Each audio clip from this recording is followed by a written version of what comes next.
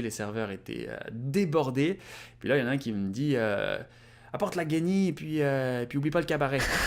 Et là, je comprends pas du tout. Je me dis, mais qu'est-ce qu'il me raconte? Salut! Salut! Salut! Bienvenue dans un nouvel épisode de French Mornings. Aujourd'hui, c'est un épisode un petit peu différent parce que je suis avec Big Bonk qui est français, polyglotte et qui vit au Canada depuis 6 ans. Salut, comment ça va?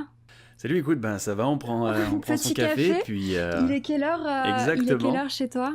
Alors là, il est 8h, je viens de me réveiller, on est dimanche, mais j'ai mon café, puis je pense qu'on est bien parti pour commencer la journée. Ouais, allez, c'est parti.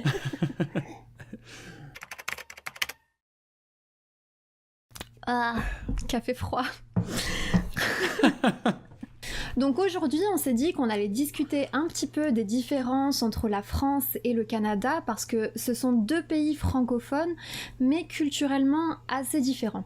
Mais avant ça, j'ai une petite question. En tant que polyglotte, t'avais un choix de destination quand même assez intéressant. Pourquoi avoir choisi le Canada ? Alors, la raison principale, c'est avant tout pour la nature.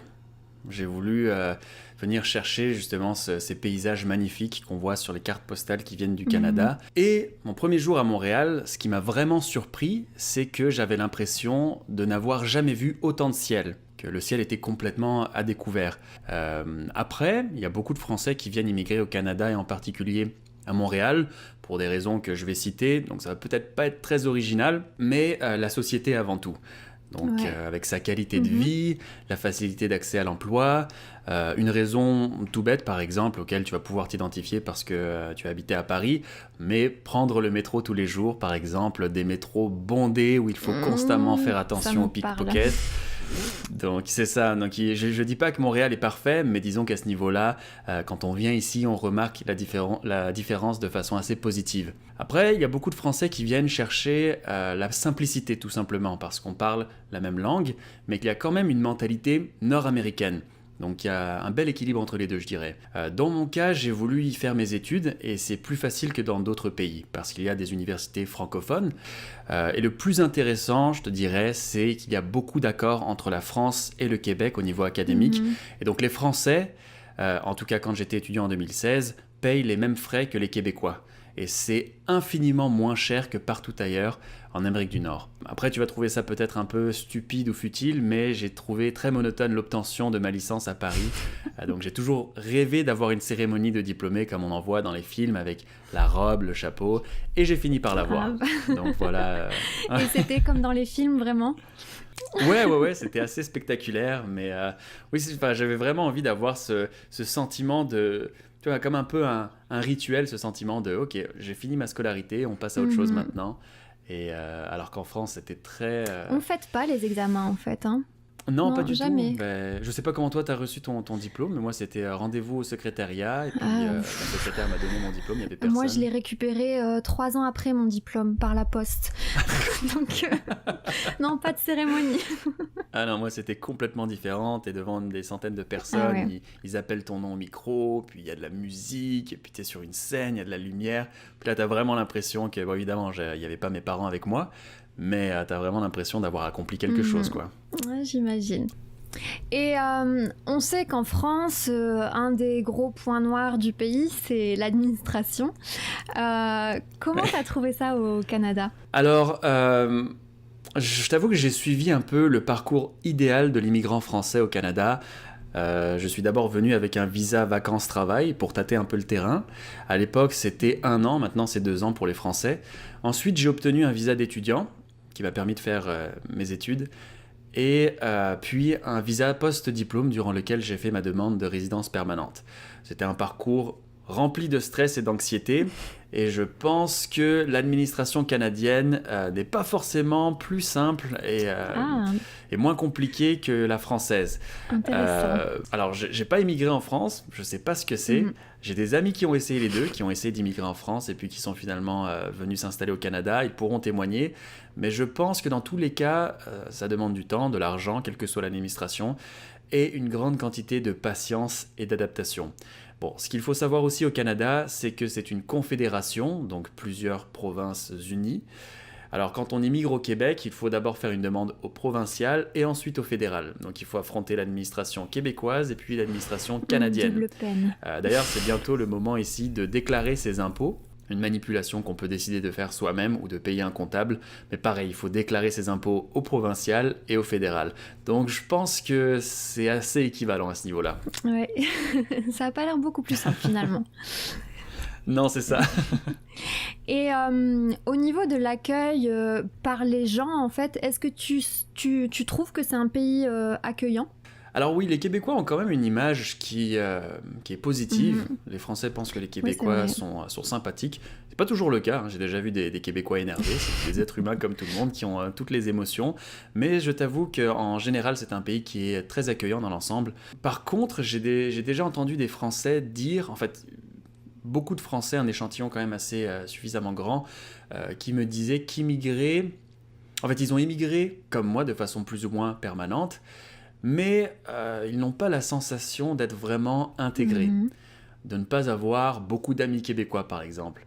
Alors, c'est pas le cas de tout le monde, c'est pas mon cas, mais je l'entends parfois et c'est ce qui montre qu'il y a quand même une différence culturelle assez importante entre la France et le Québec. Et c'est un sujet que j'aborde d'ailleurs avec un ami à moi québécois qui s'appelle Miguel, qui a aussi sa chaîne YouTube.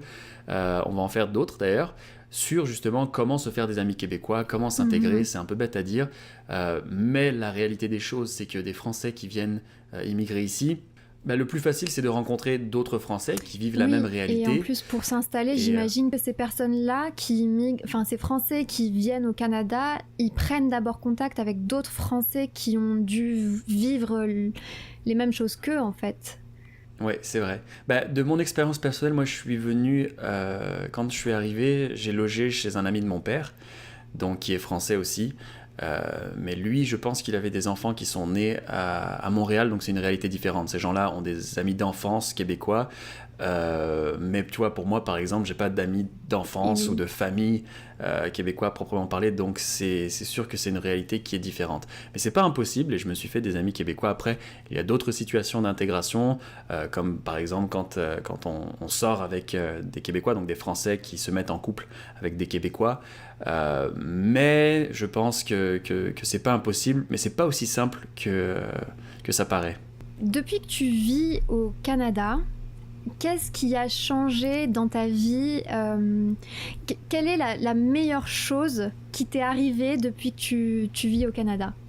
Alors, je répondrai à cette question en 2 étapes. La première, c'est au niveau psychologique et social, dans le sens où la mentalité est beaucoup plus positive en général ici. En France, et en particulier à Paris, on est très défaitiste, on est très pessimiste. C'est pas forcément un défaut, dans le sens où c'est bien de remettre les choses en question, c'est bien de mesurer les risques, etc. Mais quand même, tu vois, quand t'as une fibre un peu entrepreneuriale, on te dit facilement « Oh, de toute façon, ça sert à rien de créer son entreprise parce qu'il y a je sais pas combien de pourcents d'entreprises qui font faillite après 5 ans. » On essaye, tu vois, de te rabaisser, pas forcément, ça part pas forcément d'une mauvaise intention, mais réflexe, c'est trop risqué. Non ? Ouais. Un réflexe alarmiste. Absolument, ouais, et puis... Complètement, et puis c'est ça, encore une fois, des fois ça peut être des amis, de la famille qui veulent ton bien, qui te disent, écoute, surtout en art, tu vois, j'ai touché un petit peu aussi aux arts de la scène, tout ce qui est comédie, humour, etc. Et puis les gens ne prennent pas trop ça au sérieux, quoi. Alors qu'ici, c'est l'inverse. Ici, tu veux entreprendre quelque chose, justement, des amis à toi vont chercher d'autres contacts pour t'aider, puis on va pouvoir faire des projets en commun, un peu comme ce qui se passe entre nous maintenant. On s'appelle, oh, est-ce que tu serais partante pour faire un projet en commun ? Oui, c'est parti, et puis finalement, on s'en sort grandi. Donc, à ce niveau-là, je me sens très stimulé. Le deuxième, c'est plus au niveau pratique et terre à terre, c'est le logement. Alors, le tout premier appartement que j'ai eu à Paris, c'était un 9 mètres carrés. Je me souviens, c'était dans le 11e arrondissement, juste à côté du Père-Lachaise. Très cher pour un tout petit appartement. J'avais un lit clic-clac que je pouvais même pas ouvrir complètement parce que j'avais pas la place. J'avais évidemment des toilettes sur palier, etc. C'est une réalité que beaucoup de Français qui vivent à Paris connaissent. Mais à Montréal, c'est complètement différent. J'ai habité dans des appartements qui étaient 4 fois plus grands, dans les coins les plus chers de Montréal, et ça me coûtait moins cher. Donc à ce niveau-là, c'est sûr que quand on vient de France et qu'on arrive ici et qu'on voit les prix des loyers, à quel point on peut avoir des espaces beaucoup plus grands, c'est quand même quelque chose qui est alléchant. Mais ça, plus que la France, c'est vraiment Paris en fait. Ce problème-là. Oui, c'est vrai. Je t'avoue que... Ouais. Peut-être dans d'autres grandes villes françaises aussi, mais c'est vrai qu'à Paris, c'est quand même la crise du logement, quoi. Ouais, c'est vrai. Je t'avoue que j'ai pas vécu dans d'autres villes, alors je pourrais pas te dire, mais de mon expérience parisienne, sans faire l'amalgame avec le reste de la France, c'est sûr qu'en arrivant ici, mais c'est parce que Montréal, c'est quand même une grande ville. Et quand tu vis au centre-ville de Montréal, quand tu compares le centre-ville de Montréal et le centre-ville de Paris, c'est pas du tout... c'est 4 fois moins cher, quoi. Ah, ça c'est un énorme avantage, c'est sûr. Et par rapport aux choses qui te plaisent pas au Canada, est-ce qu'il y en a?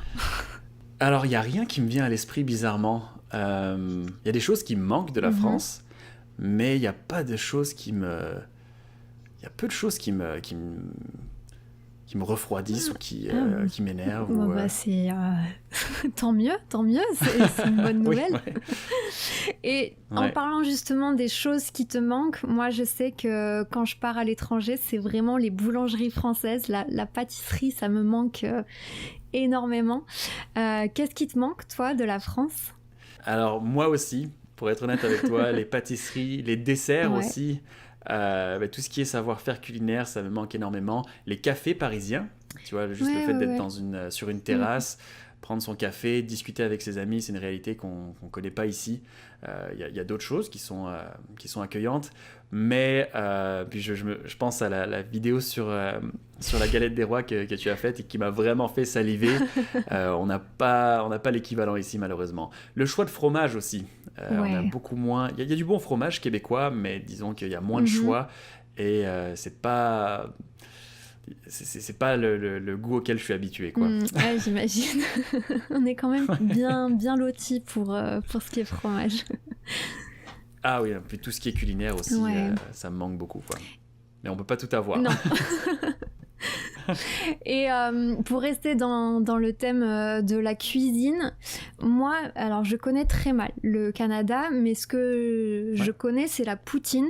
Est-ce qu'il y a d'autres plats un peu qui font la fierté du Canada?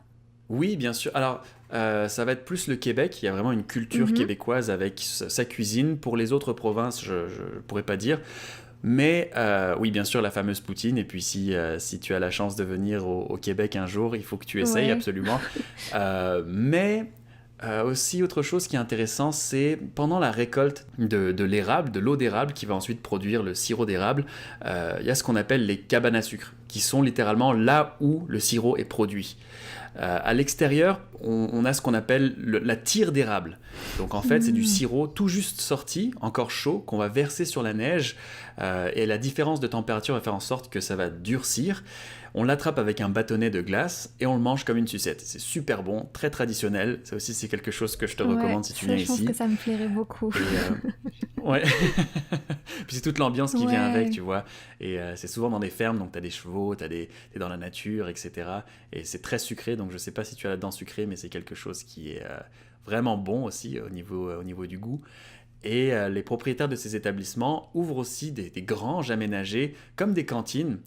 Donc ça fait très très cantine. Les gens viennent goûter le sirop et ça vient avec plusieurs plats. Alors je te préviens, c'est extrêmement lourd, gras et sucré. Il y a les fèves au lard, la salade de choux, les pommes de terre rôties, du jambon fumé, des œufs brouillés. Et tout ça va être... Donc tu mets du sirop d'érable sur tout ça, sur les œufs, sur le jambon. Ça peut paraître un peu bizarre, mais tu vas mettre du sirop d'érable sur tout ce qui est salé, sur les fèves, etc. Et aussi ce qu'on appelle le creton, qui ressemble beaucoup à la rillette normande, mais qui est faite de porc haché avec des oignons et des épices, qu'on va mettre sur du pain et qu'on va manger comme ça, quoi. Donc on va souvent dire que c'est fait pour tenir l'hiver québécois. Oui. Tu vois, c'est lourd et puis ça te permet d'avoir ton énergie.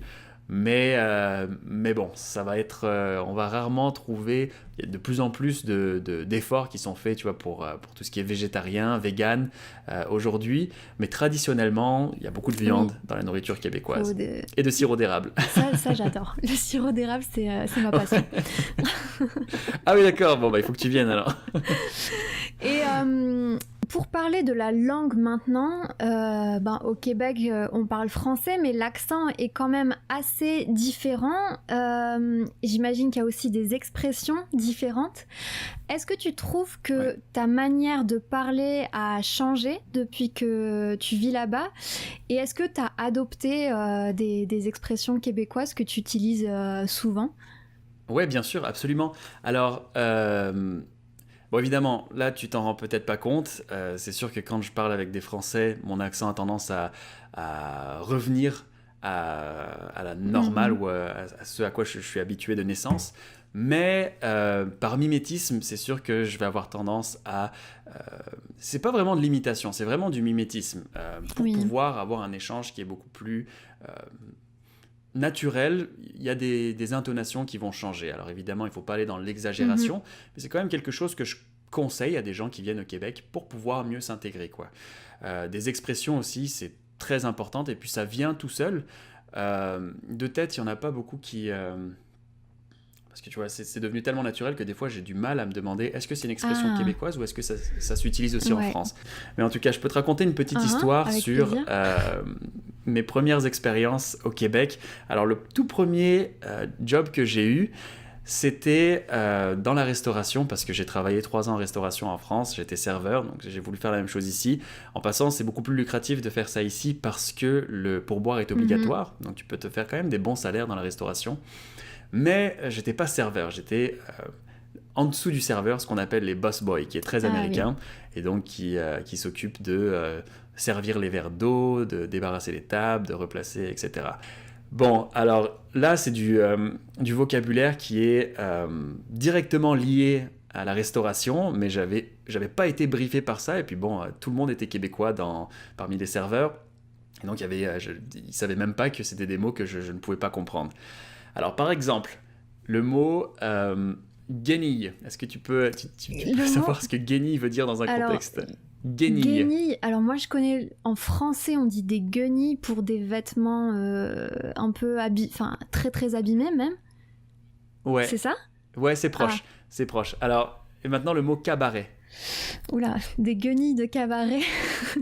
Ouais, c'était exactement ça. Alors, on était dans le rush, il y avait beaucoup de mouvements, tout le monde était super occupé, les serveurs étaient débordés. Puis là, il y en a un qui me dit apporte la guenille et puis oublie pas le cabaret. Et là, je comprends pas du tout. Je me dis, mais qu'est-ce qu'il me raconte? Alors, guenille, effectivement, dans ce cas-là, c'était un torchon pour essuyer la table. Et le cabaret, c'est le plateau. Et là, c'était vraiment des termes centraux. Puis là, je comprenais pas, je me suis fait gronder. Mais pourquoi tu fais rien? Pourquoi tu bouges pas? On est dans le rush et tu fais rien. Je dis, mais excuse-moi, je comprends pas les mots là. Donc j'ai dû faire une liste de vocabulaire de tout ce que je comprenais pas.